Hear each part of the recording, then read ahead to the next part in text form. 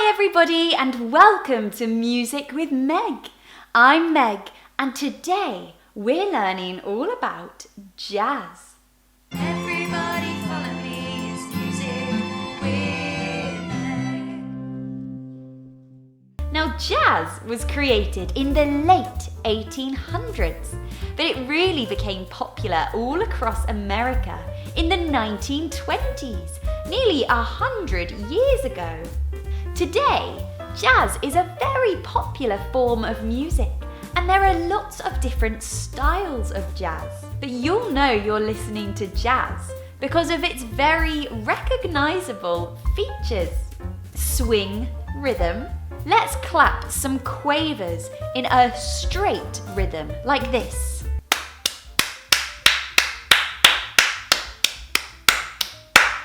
Now swung quavers sound like this.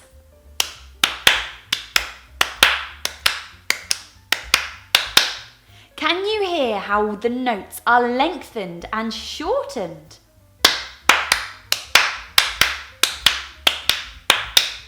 Now lots of jazz music doesn't follow a strict tempo.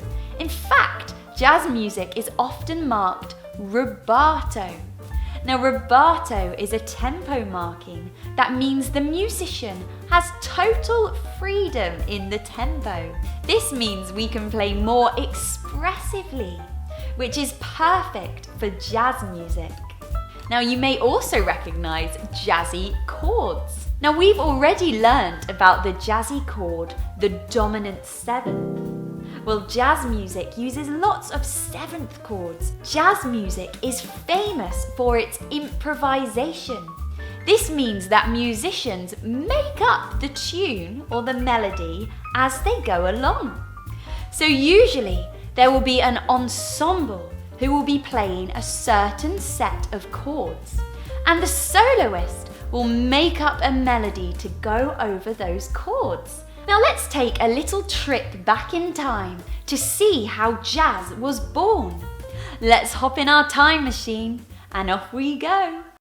Now here we are in the south of America in the late 1800s. A style of music called blues was born amongst African American people. Blues music evolved from hymns and work songs. Blues is the foundation of jazz and also the basis for rock and roll, R&B, and country music. If you listen to those styles of music, you'll be sure to hear some bluesy seventh chords. Now let's hop to the 1900s in the southern American city of New Orleans. New Orleans was a vibrant city with people from many different places.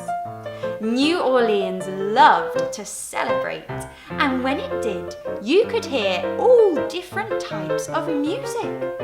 Opera, marching bands, folk music, blues, church music, and African rhythmic drumming. Imagine a great big pot.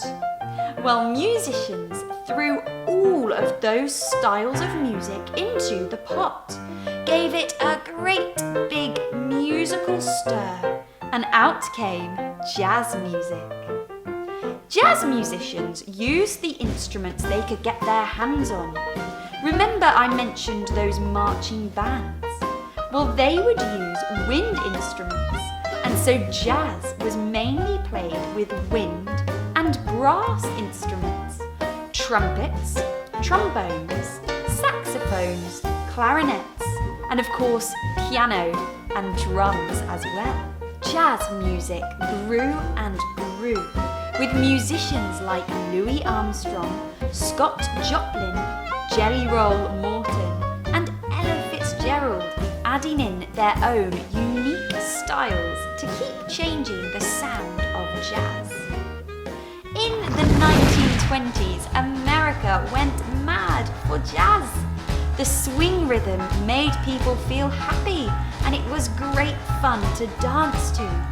Jazz was being played by big bands, usually with one solo musician or singer as the frontman or woman. Now, since the 1920s, jazz has continued to grow, with many different styles of jazz developing over the years. And the influence of jazz and blues music can still be seen in pop music today. Now this week, take a trip down musical memory lane and listen to some classic jazz music. I've put a few examples in the description for you to have a listen to, but you can feel free to find your own music too. Now when you're listening, see if you can hear those key jazz features. Listen out for improvisation, swung rhythm, loose tempo, and of course those jazzy seventh chords. Think about what different instruments you can hear on the records, and maybe have a go at improvising your own melody over the top. Thank you so much for watching, everybody. Don't forget to like and subscribe to my channel so you'll know when my video comes next week. But for now, have a lovely week and I'll see you next time. Bye! Before you go, please consider making a contribution to Music with Meg. You can join me on Patreon. Thank you so much, everybody, and I'll see you next time. Bye!